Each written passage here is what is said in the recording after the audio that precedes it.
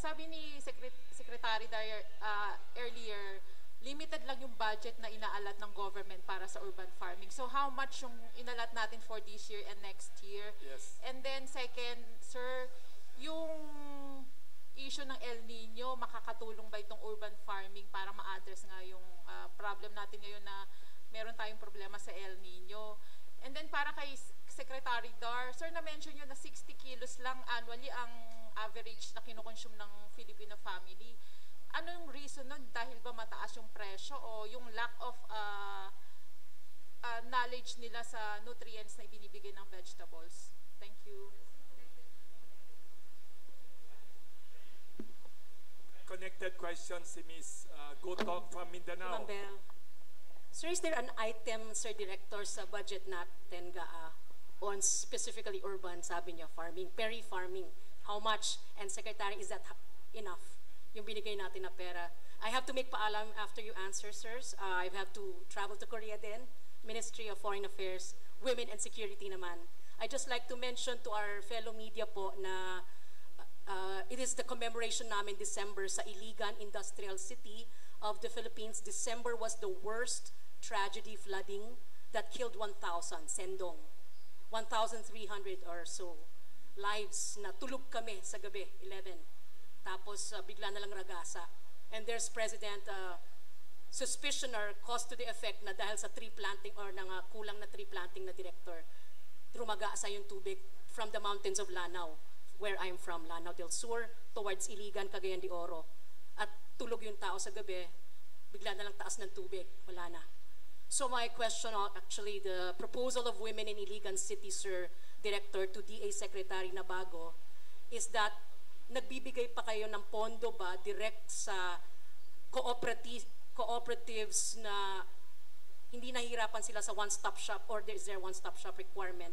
Because, sir, ang dala ko dito, sir, sabi ng mga kababaihan sa Iligan, which is nga the industrial city of the Philippines, magkano mamang allotted sa ating babae? Paano namin malalaman? Paano kami lalapit? Palagi naman ganun, sir, as farmer women eh. Kung mahirap sa lalaking farmer, mas mahirap sa babaeng farmer na ang problema niya magpakain sa bahay. Household ang concern namin. So from a disaster place, we propose to you these concerns. Magkano daw budget? Okay, thank you. Okay, from kasi first time namin last year, 2023, around 400 M lang yun. And I think naman na-sustain lang yun din this year. 430. So medyo tumaas ang konti. So naandun ang level natin kasi nga bago pa siyang program. But yung impact niya, ayan, nababanggit nyo tungkol sa El Nino, nabanggit kanina ni Dr. Cuello na maaari nating ma-minimize yung ating gasto sa tubig kasi pagka nag-urban farming or peri-urban farming, meron tayong mga precision agriculture na ginagamit, na-minimize yung medyo strategic yung pagbibigay ng nutrients sa mga halaman. So ibig sabihin, medyo nakakabawas siya. Second, kung sa drought nga, medyo kung controlled environment siya, hindi ka masyadong apektado of the elements, drought man yan o bagyo. Siguro sasagot ko na rin kay ma'am regarding sa gender. Ma'am, hindi ako masyadong sa specifics on that budget, but you will be surprised, urban farmers siguro nasa 70% po, 75% ay babae. Po, lalo dito sa Quezon City, ihahatid nila ang mga bata sa school, mag-urban farming sila, yung produce nila, bebenta nila sa talipapa. And then, ayun. Siguro yung sinasabi ninyo rin kanina, paano masusustain? Ayan, nandito ko yung media. Hopefully matulungan nyo kami. Mga Pilipino, kumakain ba kayong gulay? Kumakain ba kayo? Oh. Ang ating plate, kung ano mo yung bilog na yon, di ba? Mostly anong nandun? Kanin, karne, di ba? But ang ano sana natin is, sabi nga, galing din ako World Vegetable Center, ang sabi, of the 8 billion na tao, 2 billion ay obese. Oh, so stomach in ako ngayon para hindi nyo makita ang aking bilbil. Pero, yun nga, siguro tulungan nyo rin kami mag-disseminate yung information. We're doing it with the private sector also. Yun nga, yung sa Nestle, yung kanilang mga mix, pero alam natin, yun. But i-mix natin nyo with ginisang gulay, di ba? May mga cooking show tayo to you know. Oo. And yun nga, ma'am, mga kababaihan, kasama natin dyan. Kasi kayo naman ang, ma'am, kahit nga mga kalalakihan, napapasunod nyo yung mga bata pa kaya. Di ba? From the household level. Yes, yes. So, kami naman po sa government, you were asking, yung direct monetary, siguro hindi ko po masasagot yan. But yung interventions po ng Department of Agriculture, kung kayo po ay organisadong grupo, maaari po kayong sumulat sa amin o sa aming mga programa. Sa aming High Value Crops, ma'am, meron tayong mga kababaihang organisasyon na sinusuportahan. Kung pagugulay man yan o fruits o kung ano man, kung gusto nyo mag-processing, we can also refer you to the proper May free agency. seedlings pa daw, tanong ng media. Ayan. Today daw may free seedlings sa lahat ng media. Mag-ano lang po kayo, mag-request po kayo, kung yan naman po yung ina-assess. Siyempre, kung tutulong, hindi lang po yan free na interventions. Kami po ay nagpapatraining din. Just last week, nagpa-training kami doon sa bandang Nueva Ecija for women's group. Malaking grupo rin po. So yan po, dahil nga po kayo ay makapangyarihan. Ayan, susunod kami sa inyo. Salamat po. May tanong naman kay Dr. Dar, Yeah. yun P2 120, bakit kalahati lang daw tayo sa Okay, vegetable? ang brief na sagot po doon, all these 20, 30 years now, na westernized na yung Filipino diet. There is what we call the westernization of the Filipino diet. Di ba? Tingnan ninyo. Kokonti po pa rin yung mga kabataan na gustong gulay. Nang nasabi nga ni Glenn, dapat let's do more. Mas lalo dun sa curriculum natin. Sa primary, umpisan na natin yan. Elementary, senior high school. Para sa ganun, tuloy-tuloy lang ang kampanya. The culture, the attitude has to change. That it is much healthier to eat vegetables and fruits rather than Western foods. Now, dun sa budget naman, tinanong ng ating kapatid, is it enough? Well, it's not yet enough with the many programs for high-value agriculture and the new PAP ay hindi pa enough ito. Dapat dagdagan pa. What is the ideal amount daw, tanong nila? Okay, I will talk about broadly Philippine agriculture. When I was there, the budget of Philippine agriculture in 2022 is only 1.5% of the whole national budget. While you compare that with the other countries in ASEAN, the top 5, ay nasa 4 to 6% na sila. Now, with the coming in of President Marcos, dadagdagan. Okay? Sabihin natin pumunta sa 1.75% of the national budget.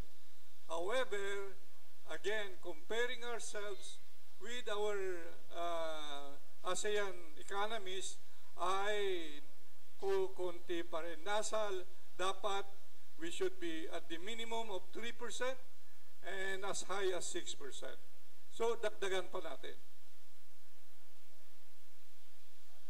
Very good. Pakiabot yung microphone, please. May tanong din dito, si Dr. Pedro daw, you as a private sector, what vegetables or crops do you suggest naman based on your personal experience as a farmer? You mentioned the name of the plant kanina na... Lettuce. I like also yung tarragon. Sino Why nagdala rito? tarragon? Herbs. Yes, Kayo galing nagdala? kay Dr. Glenn. Oh, yung tarragon dapat gawin natin tea. Napakasarap ang tarragon tree na tea. Nasubukan niyo yung tarragon? Wala. Not yet. Wala. Not yet as tea. Wala. Oh. Andiyan subukan niyo.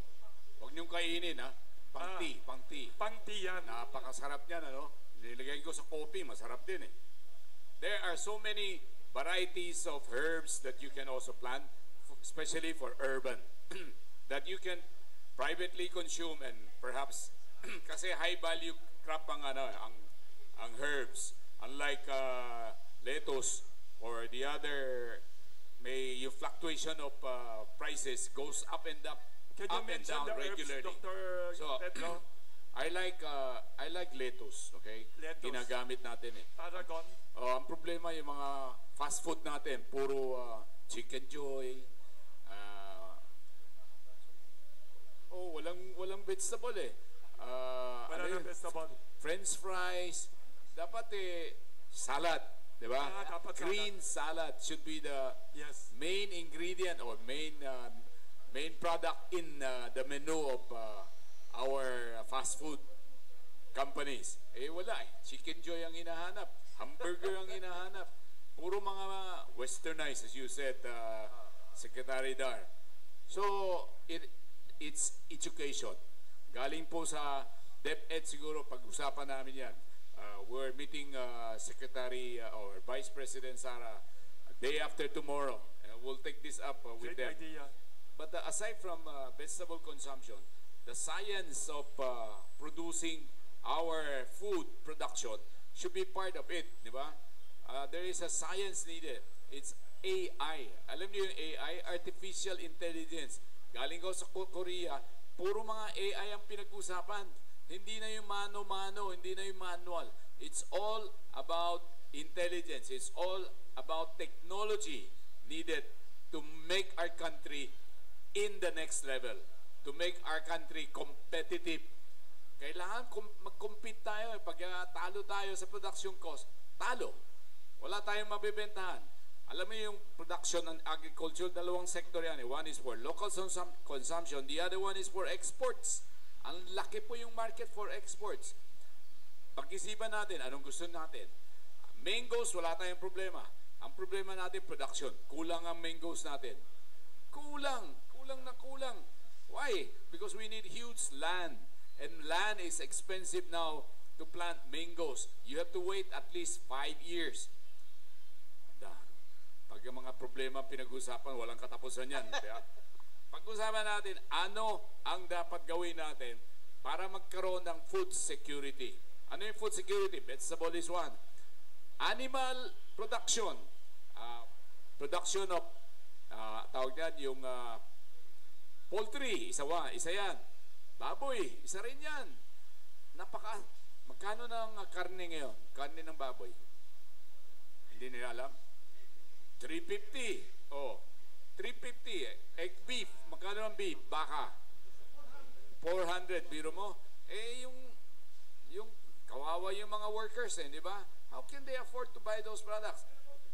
Yung galunggong natin, magkano na ngayon? Hindi kayo kumakain ng galunggong, ano? 220 daw sabi ni Dr. 200 plus. 220 daw. Galunggong. Everything,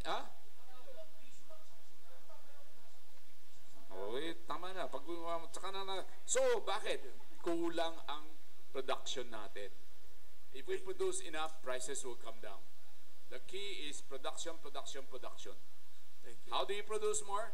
You have to mechanize. You need a big land. You need cooperative. You need technology. You need the proper seeds, the proper rainfall. So, Fertilizer. tama na yung problema natin. Basta kaya natin, kung magiging priority natin ang food production. Make it a priority. Tanggalin natin yung mga hindrances. Yung mga problema, kung meron man, i-address natin. Ang negosyante, hindi takot sa problema. Ang takot ng negosyante, walang market. Hindi maibenta yung produkto namin. Yan ang nakakatakot.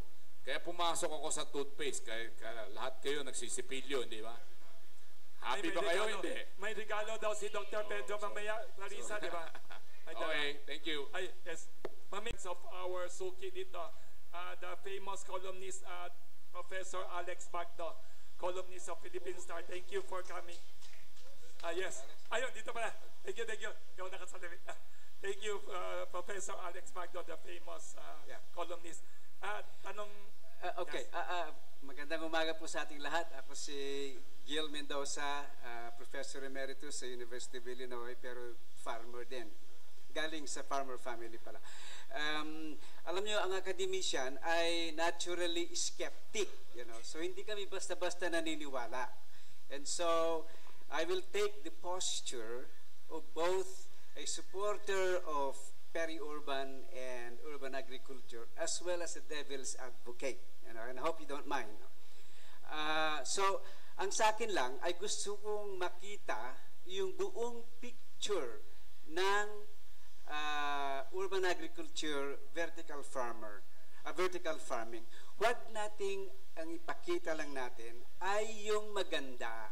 Because I think all of us have experienced yung boom and bust. Pag unang technology, hey, maganda yan, without really showing yung both the pessimistic side at saka yung optimistic side. Laging mabango. We don't show the whole picture. Halimbawa, tignan natin yung value chain ng mga technology, ay na-mention ni Dr. Pedro yung profitable ba ito?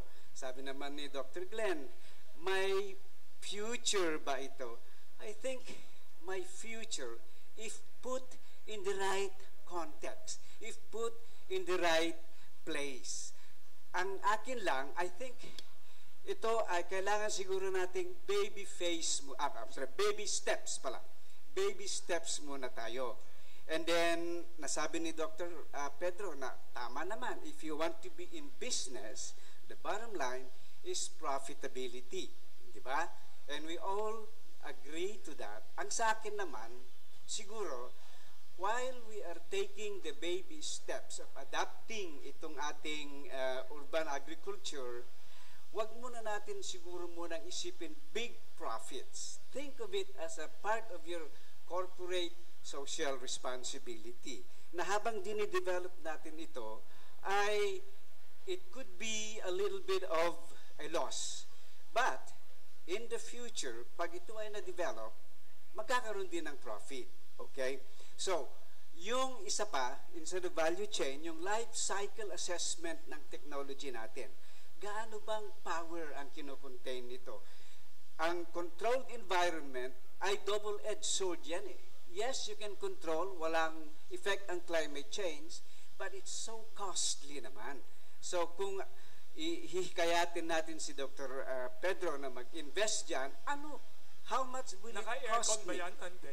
Okay, so my question is this. Do we already have an LCA assessment for vertical farming, and how is it looking in terms of yung power consumption, in terms of carbon emission, and in terms of cost? Naka-aircon Thank you. ba yan? Or do you have air conditioning for that inside the building? Yes. Indoor? So thank you for asking that question, because that's really the key question when we go into indoor farming, particularly vertical farming. As I mentioned, with vertical farming, the benefits are you save on water, you save on land, you're able to produce at maximum or optimal yield 24/7, 365 days a year, independent of climate, weather, geography, season. But you pay for it in one thing, and that is electricity or energy.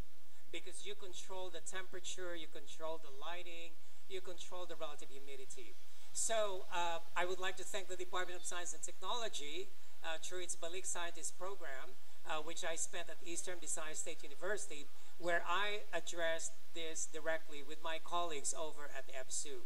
And so we designed architectures of modular vertical farms that are using locally available materials.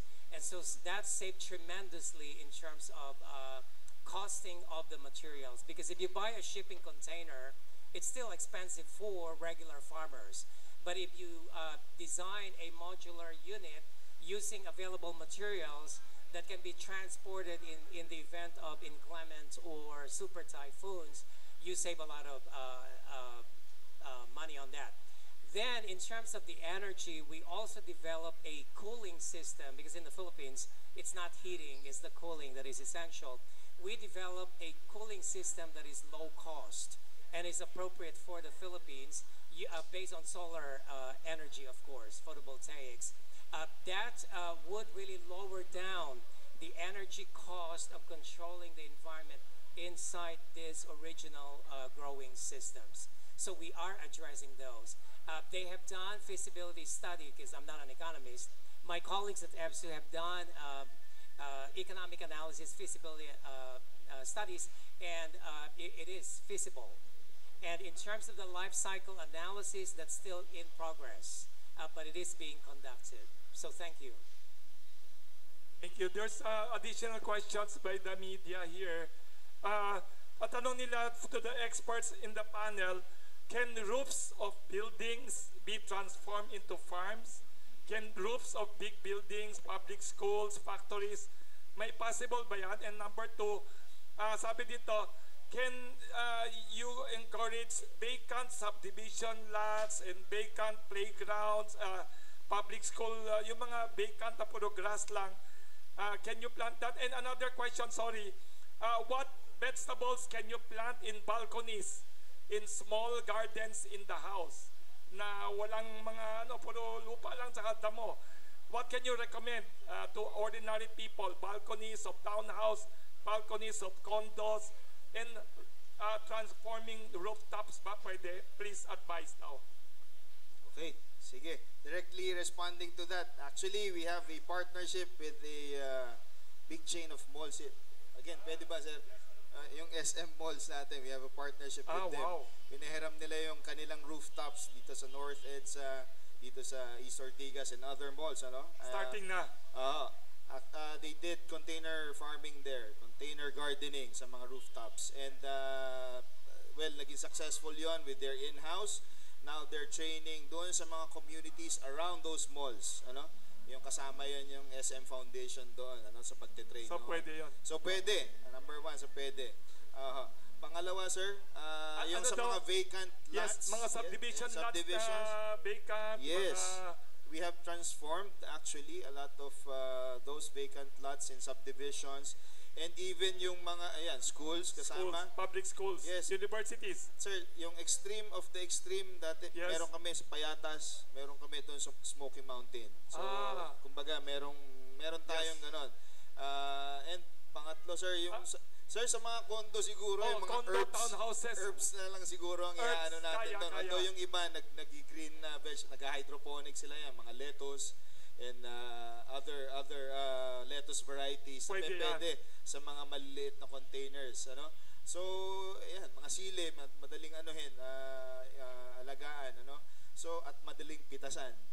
Yes. So, yun ang ating inaano, no? With the individuals and the communities. Siyempre, sir, iba-ibang settings, iba-ibang technologies or varieties ang ating i-grow. So, ang kailangan nyo ng tulong o technical assistance. How do they even contact? mushrooms pala, sir. Mushrooms. Oo, even sa mga small How do they areas. contact your office, Bureau of Plant Industry? May Facebook ba kayo? bpi.da.gov.ph and our Facebook Bureau of Plant Industry. Paki-check nyo na lang. Yes. At pwede kayong mag-message doon. Ang aming opisina ay sa Malate, Maynila, Quirino Saan Malate? Avenue, LRT Station. Malapit LRT yan. station lang sa tabi. Opo, Quirino Avenue. And then dito sa Elliptical Road. Mayroon din dyan. Si Professor Alex Magdo, baka may tanong kayo, just in case. He's the foremost political expert sa academe and sa media, sumusulat ng column sa Philippine Star. Baka may tanong kayo. May microphone, pakiabot. Baka may tanong sila or comment. Professor Alex Magdo, columnist sa Philippine Star. Hi, good morning. We might be dancing around the problem kasi ang basic problem natin, maliit yung mga tabas ng lupa, di ba? Yes, sabi ni Dr. Pedro, saka ni Dr. Dar, maliit ang The lupa. reason why yung agriculture natin is trapped in subsistence level is land reform. Yan ang dahilan why the cost of producing rice is high No economies of scale. because it's uneconomical. Ganun din. Ako nagtatanim ako sa biranda ko pero Sa veranda nila. pero ang investment mo doon, executive time, no? Tapos di mo naman mabebenta sa palengke yun dahil kokonti. No? Ano tinatanim niyo, Professor Magda? Lahat. Kamatis mainly. Kamatis. Yes. Pero pinamimigay ko kung sobra sa personal consumption. So walang market incentive to garden, yung backyard farming or rooftop farming, no? Except as a form of entertainment. Kailangan natin market-driven na solusyon dito sa Yes. production natin. Thank you, Professor Alex Bagdo. Yeah, Professor Alex, yes, I agree with what you have mentioned. Actually, this was discussed already, the case for our land holdings. Masyadong maliliit, 1 hectare, even lower than that. Ilocos region, wala pang mga 3/4 hectare na lang. So, walang economies of scale, number one. And the productivity of these small land holdings are really very low. So, yung production ay hindi natin maitaas kasi hindi gumagamit ng mechanization which they cannot afford when the land holdings are too little. And so we need this clustering approach, which is now ongoing at the Department of Agriculture in all respect. We introduced that 3 years ago. And there is also, I understand, that the land reform program then and now skilled corporate farming. And so if we want to support to some degree corporate farming, then we have to increase the land retention limit today.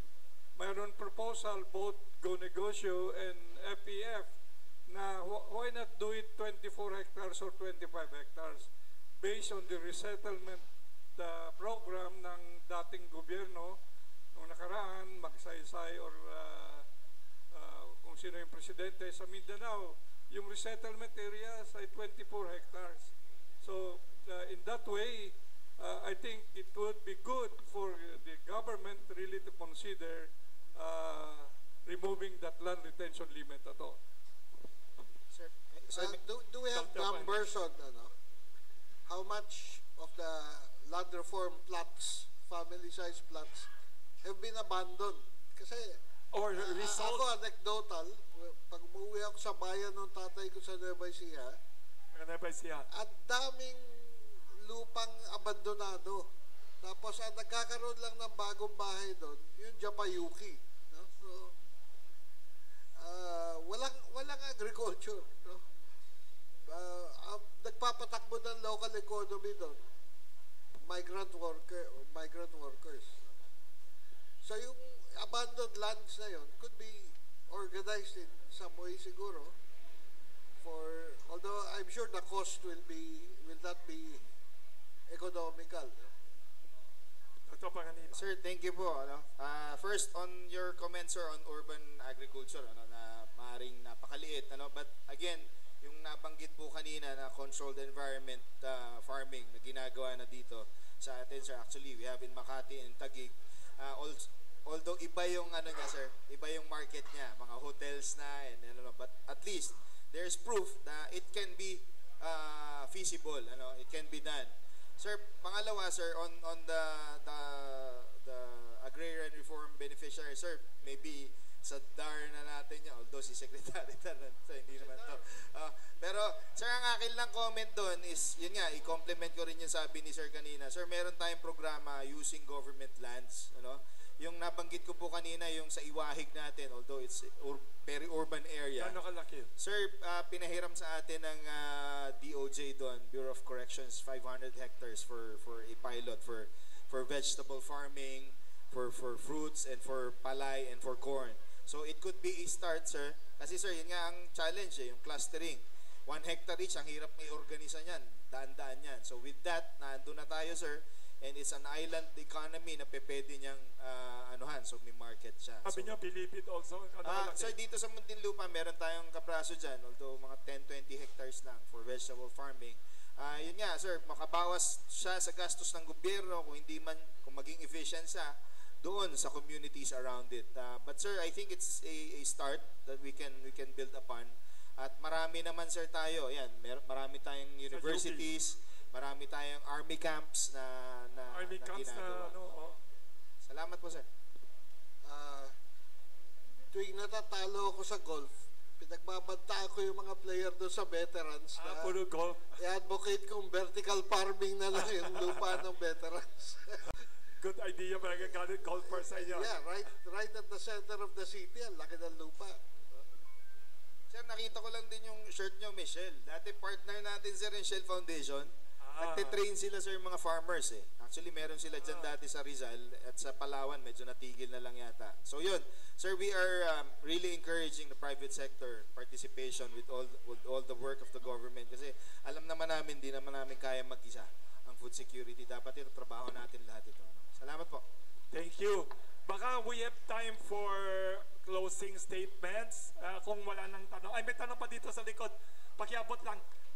So one question Filipino Mirror newspaper. is it possible for a community, for urban farming to work together if you are to organize them? And what strategies would you recommend for this community to work together to come up yung with mga barangay, urban farming? subdivision. Aside from having this as a means of livelihood for a certain organization, for example, if in their smaller areas, they can organize themselves to come up with one specific kind of crops. Is it possible to do that? What strategies would you What do you recommend for recommend? that? Communities daw. Yeah, thank you.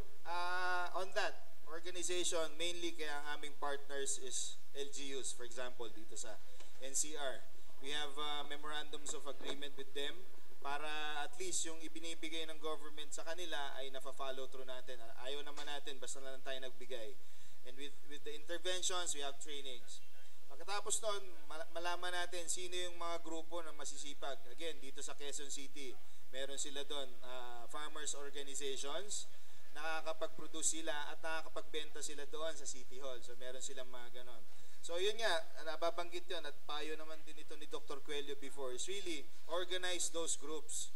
Like sa Pasig, rooftop nila, mga magsisili yung mga yan, mahilig. So meron na silang organization, although ang ano nila, maliit na market lang, it could start with that. If matrain pa sila ng CDA o mga ibang ahensya ng government on how to be, sustain their entrepreneurial activity, why not? Kung may processing pa nga, sir, banggitin ko sana sa mga toothpaste, baka meron pwedeng toothpaste, hot pepper. Si Dr. Pedro. Oo, si Dr. Pedro. Para gising ka kagad. May galong toothpaste, diba? Yeah. With those initiatives, hindi lang basta namigay, we want to sustain these, organize them, para naman, at least in the future, hindi lang masabi, ay, basta na lang, and then after. Yes, yeah. Ayun, yung isa sa mga effective na ways namin na organize yung mga farmer groups namin is yung Philippine Good Agricultural Practice natin. Kami ang nagsacertify nun sa BPI.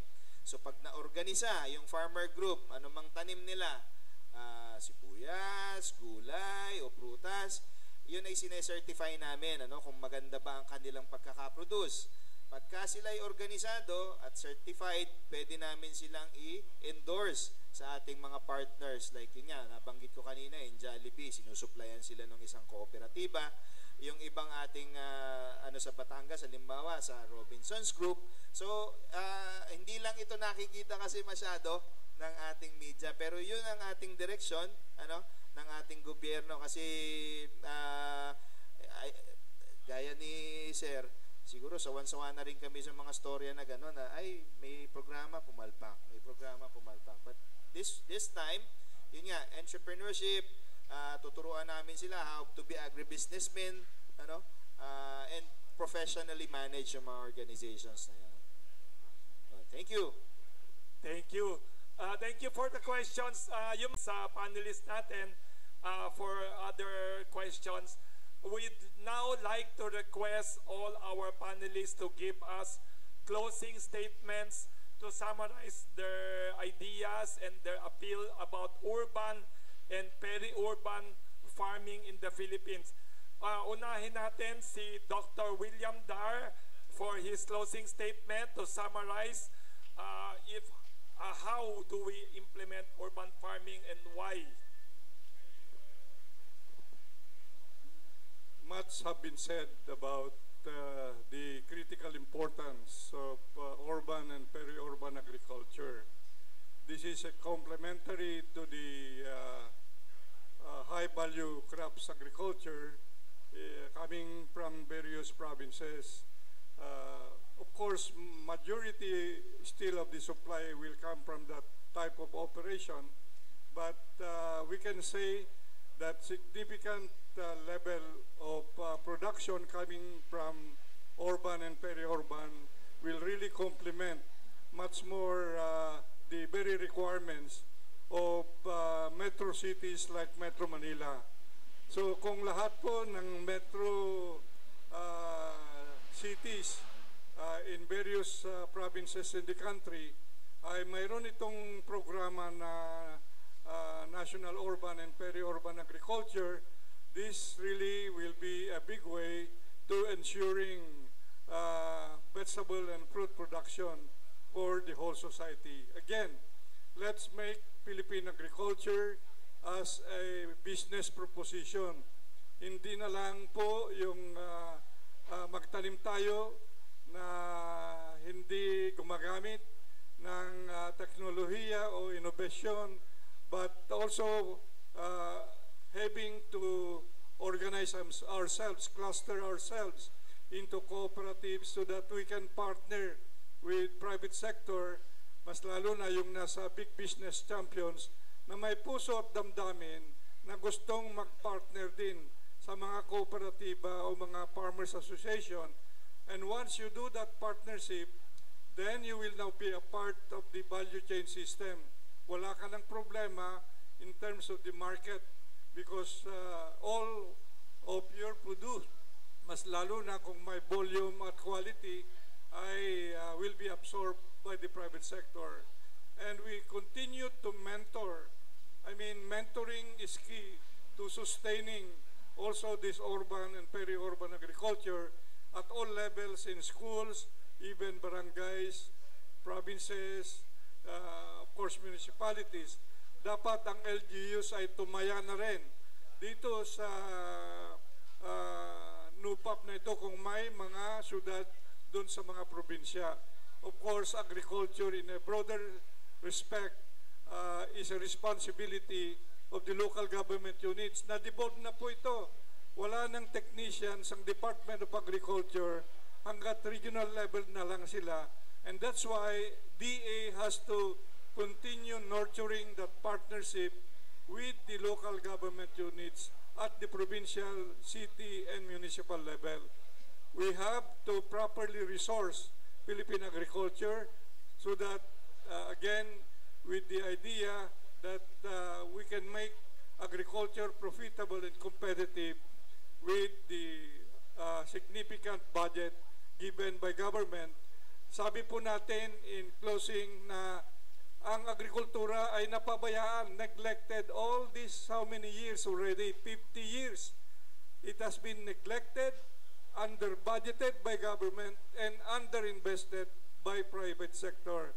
Now, this is the time to call upon all the stakeholders to come forward and be part of the solution. Thank you very much, Dr. William Dar, for your closing statement.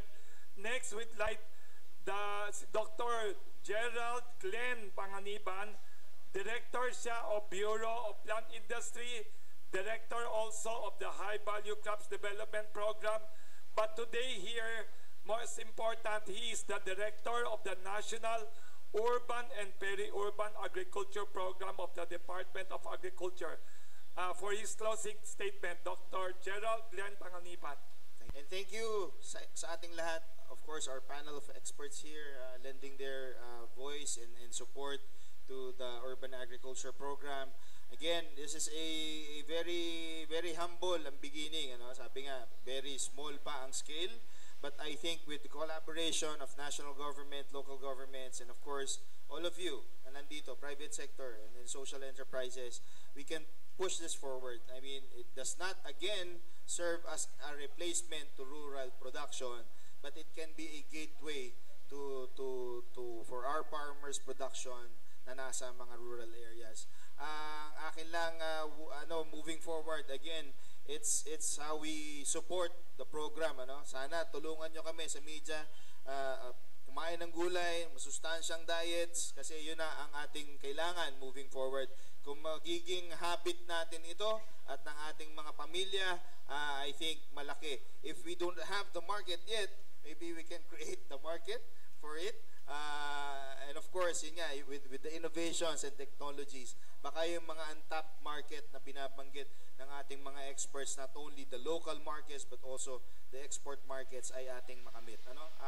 We of course always encourage your help and spread the good news about the program and about the activities of the government, kasi I think that alone is a big deal, kasi ma-inspire na natin ang mga tao to move forward. Hindi tayo pwedeng nakahintay lang tayo and then things happen. We need to be more proactive and engage each other. So maraming salamat po at mabuhay po kayong lahat. Thank you. Next, we have as our for closing statement, Dr. Cecilia Pedro, President siya of Federation of Filipino-Chinese Chambers of Commerce and Industry, Inc., FFCCCII, representing the private sector. And before his closing statement, I'd like to announce na magbibigay siya ng free happy toothpaste to all the media guests here, kasama sa pandesal gift natin, as expression of his support and FFCCCII support for the urban farming and peri-urban farming program. Dr. Cecilio K. Pedro, for your closing statement. Thank you, Chairman Wilson, yan ang tawag namin sa kanya, for this very important topic which we discussed thoroughly this morning, specifically about urban farming. I have 3 pointers as my closing statement. Importante po yung long-term strategy. Ang agriculture is not gonna happen overnight. We have to invest, we have to look at the future, and we have to look at the potentials. We have 110 million population, one of the biggest in Southeast Asia. In fact, we're number 2 next to Indonesia. Napakaraming Pilipino. Kailangan kumain, kailangan may pagkain. So ano ang gagawin natin to make our food security stable, sustainable? Kailangan po natin pagkain yan, whether it's rice, whether it's vegetable, whether it's meat production, kailangan may strategic planning, strategic move. And hopefully the government, with the leadership of PBBM, will put now more focus on agriculture. Agriculture is very, very important. Aside from, of course, education. Okay? We have to educate our younger generation on the importance of food production. Ang mga kababataan natin, ayaw nila maging farmers. Bakit? Napakahirap maging farmers. Pero hindi naman lahat ng farming is, urban farming is a different animal. It's a different story. It's not only for profit, it's also for your own security. You can produce food. I don't have to buy vegetable. I just go to the farm, collect vegetable, and come home, and my wife and family can enjoy the food. Urban farming is a right direction for urban people. Yung mga probinsya, taga-probinsya, yung mga outside of urban areas, pag-isipan natin ano ang dapat gawin natin, specifically on land. Land reform is about government lands, not private lands. There are still government lands available.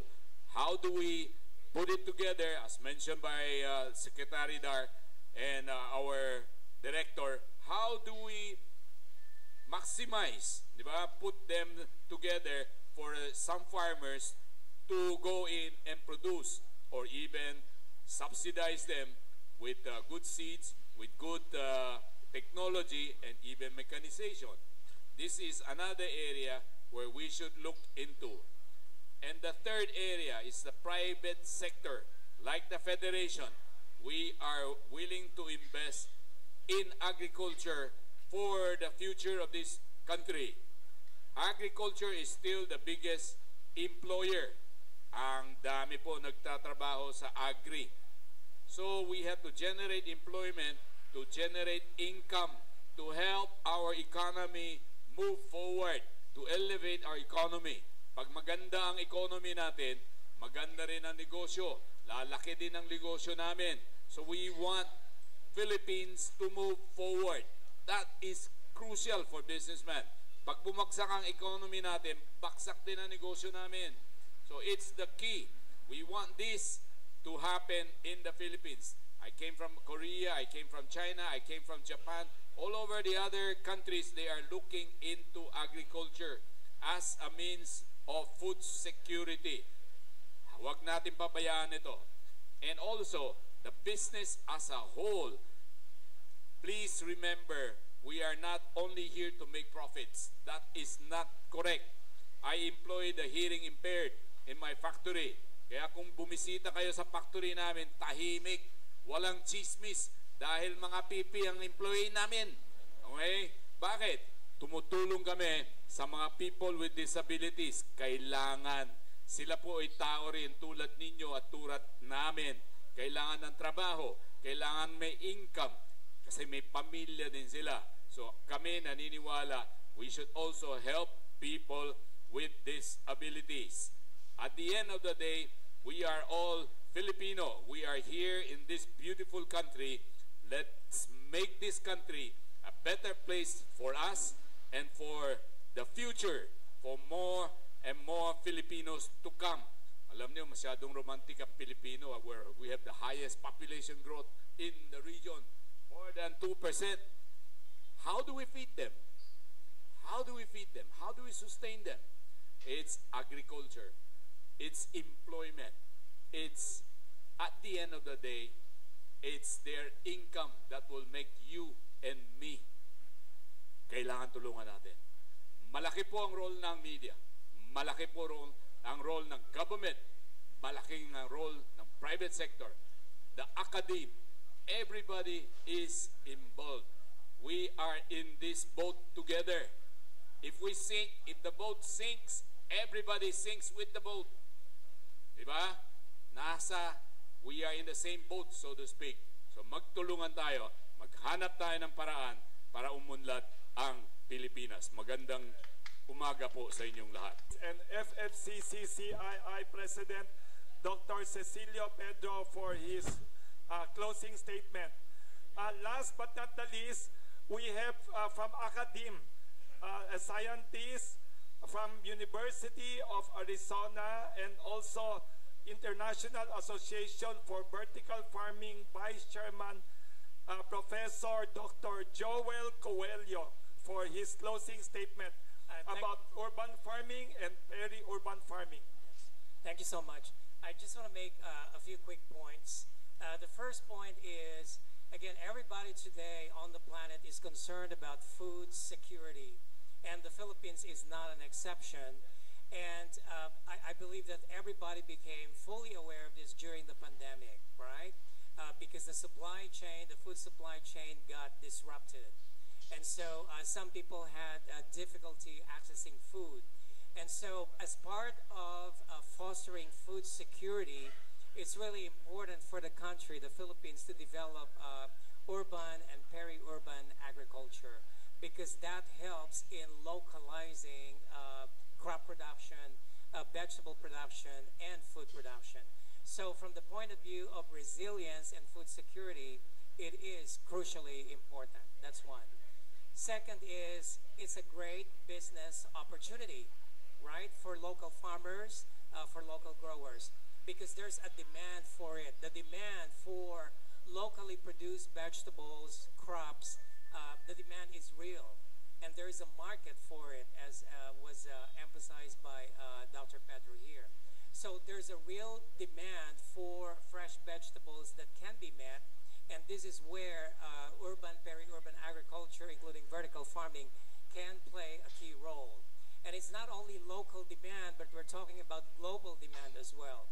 So this is an avenue for export as well for the country that really has not been really properly pursued yet.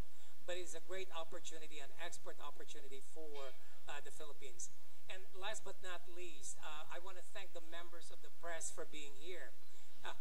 Because as was mentioned, you play a key role because you really are key in terms of shaping the image of the 21st century Filipino growers and farmers. So you have a choice. Do you want to portray them again as helpless farmers, not so educated, not so organized? Or do you want to portray them as the 21st century Filipino farmers who are entrepreneurs, who are organized into cooperatives, and who have the economy of scale as a result, and also the bargaining power? So I think the members of the press have a key role in terms of helping empower the local farmers and the local growers of the country. Thank you. Much, Professor Dr. Joel Coelho. Again, thank you to our media friends na even though holiday, may tumawag sa akin kahapon, kagabi. Uy, Wilson, holiday ha, may Pandesal Forum. Masipag kasi si Dr. Glenn Panganiban and his staff here na from the government, and also our panelists. Thank you to Dr. William Dar. Thank you once again to Dr. Glenn Panganiban, Dr. Cecilio Pedro for passionately supporting Philippine economic growth through agriculture, Dr. Joel Coelho for coming back to the Philippines, not forgetting where he came from, even though famous na siya abroad, helping Philippine agriculture na hindi hopeless. Sabi nila, this is not only for food security, not only for entertainment, sabi ni Professor Alex Magno, it's also good for aesthetics. If you see our cities, puro green instead na puro concrete and puro brown soil. Also good for the environment if we have a lot of greens. Once again, thank you to everyone. Let us please support Philippine urban farming and peri-urban farming. Thank you very much to everyone.